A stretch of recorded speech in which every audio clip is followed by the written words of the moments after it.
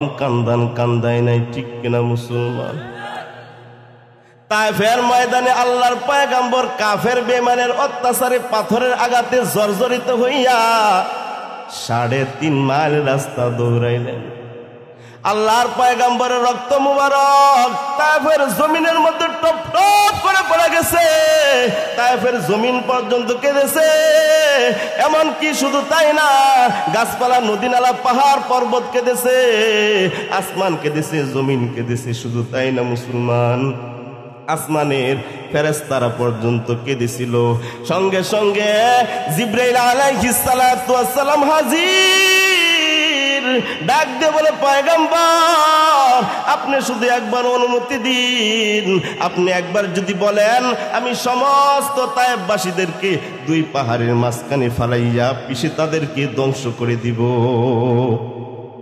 আল্লাহর পয়গম্বর বলেন, না না না জিবরাইল, না, তাদেরকে তুমি মারবা না। তারা আমি নবীকে চিনে না, বুঝে না। তারা যদি আমি নবীকে চিনতো, বুঝতো, কোনোদিন পাথর দ্বারা আঘাত করতে পারতো না, ঠিক কিনা মুসলমান? আল্লাহর পয়গম্বর সঙ্গে সঙ্গে 2টা হাত আল্লাহর দরবারে উঠে দিয়ে বলে, মালিক আল্লাহুম্মা ইহদি কওমি ফাইন্নাহুম লা ইয়ালামুন। আয় আল্লাহ, আমার কমকে ধ্বংস করবা না, তারা জানে না, বুঝে না। আয় আল্লাহ তাআলা তাদেরকে হেদায়েত দান করো, তাদেরকে ধ্বংস করবা না। তারা মুসলমান হয় নাই, কিন্তু তাদের পরবর্তী সন্তানেরা তো মুসলমান হতে পারে, ঠিক কিনা মুসলমান? ওগো নবীর উম্মতেরা হয়ে আজি দিশে হারা,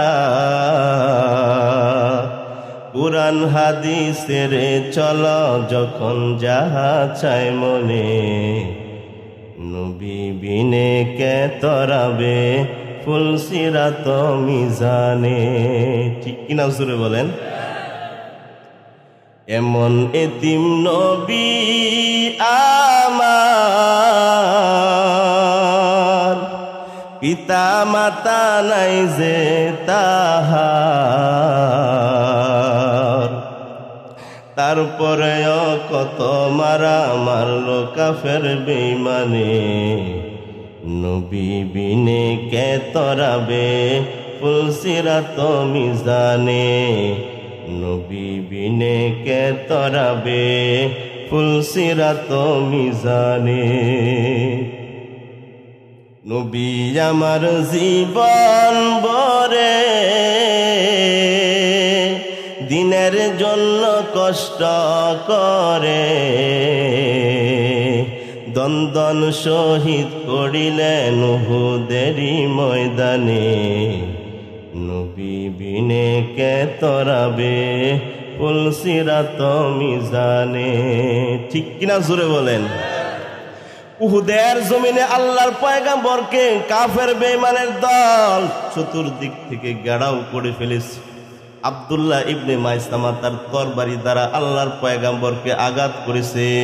তরবারি আয়েশা ভাঙ্গা আল্লাহর পয়গম্বরের চেহারা মুবারকের ভিতরে ঢুইকা গেছে, নাউজুবিল্লাহ। কোন হযরত সাদ ইবনে আবি আক্কাস রাদিয়াল্লাহু তাআলা আনহুর ভাই ছিল উতবা ইবনে আবি আক্কাস। সে কাফের অবস্থায় মৃত্যুবরণ করেছে। পাথর হাতে নিয়ে আল্লাহর পয়গম্বরকে আঘাত করেছে।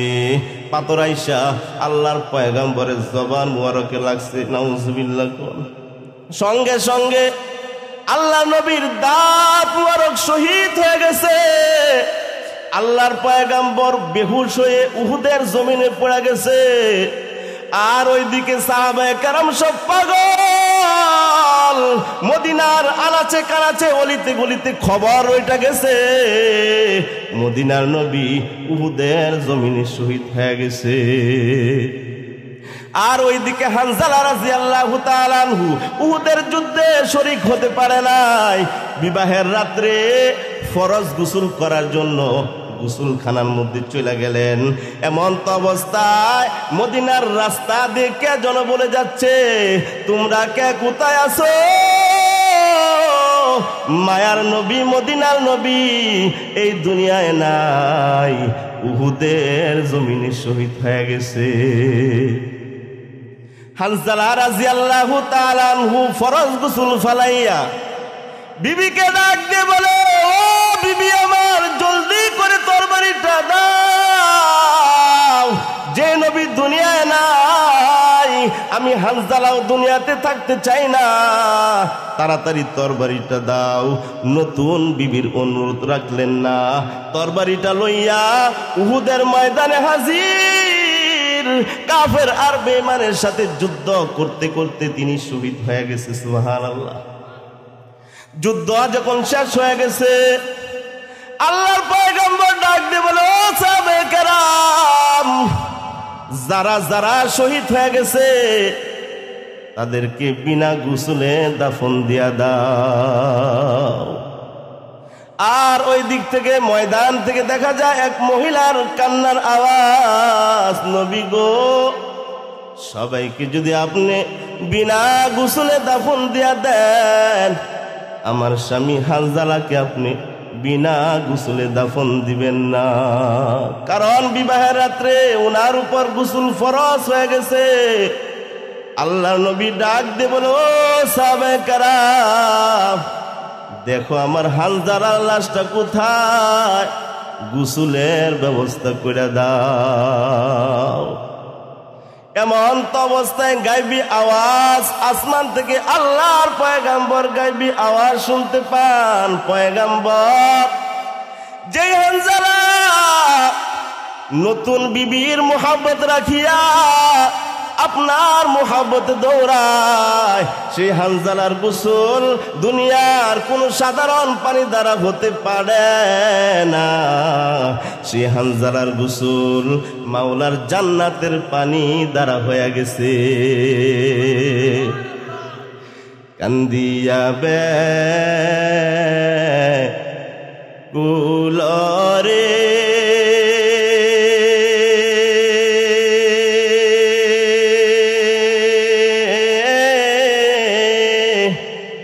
হানজালা শহীদ রে, কলিজা বেঙ্গে সেরে সেই জঙ্গে উহুদে। নবীর এক সাহাবী ছিলেন হানজালা নামেতে, তিনি শহীদ হয়েছিলেন বিবাহের রাত্রিতে রে গিয়ে জঙ্গে উহুদে। যুদ্ধে গেলেন শহীদ হইলেন নাপাক হালাতে,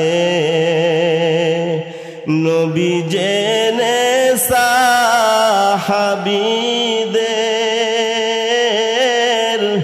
বলেন গোসল দিতে রে সেই জঙ্গে উহুদে। ইমানদার মুসলমান আল্লাহর গোলাম, সেই পয়গাম্বরের মোহাব্বত অন্তরে ঢুকাও, নবীজির মোহাব্বত অন্তরে ঢুকাও। ও এলাকার মুসলমান আল্লাহর গোলাম, কাল কিয়ামতের কঠিন ময়দানে সেই নবী তোমাকে সারা জান্নাতে যাইবে না। এলাকার যুবক সাবধান, দাড়ি কেটে সেটে নবীকে আর কাঁদাবি না। ও যুবক, এখনো সময় আছে, আল্লাহর দিকে ফিরে আসো। ব্রাজিল আর আর্জেন্টিনার মোহাব্বত অন্তর থেকে সাপ্লাই করে বের করো, পয়গম্বরের মোহাব্বত অন্তরে ঢুকাও। আল্লাহর জান্নাতের মালিক যদি হতে চাও, 5 ওয়াক্ত নামাজ পড়ো, পিতামাতার খেদমত করো, মানুষের সাথে হুসনে সুলুক সুন্দর আচরণ করো, আল্লাহর নবীর মোহাব্বত অন্তরে ঢুকাও। অন্তর যদি ভালো হয়, খাঁটি নিয়ত যদি থাকে, খাঁটি নিয়ত থাকলে দুটো হাত আল্লাহ তাআলাকে দেখা দে। আয় আল্লাহ, আমাদের সকলের হাত আপনি কবুল করে নেন, বলেন আমিন। এই আলোচনার উপরে আমাদের সকলকে আমল করার তৌফিক দান করেন, বলেন আমিন। আয় আল্লাহ, যুবক ভাই যারা হাত বাড়াইছে আল্লাহ প্রত্যেককে নবীর সুন্নতের উপর আমল করার তৌফিক দান করেন, বলেন আমিন। ওয়া আখিরি দাওয়ানা আলহামদুলিল্লাহি রাব্বিল আলামিন।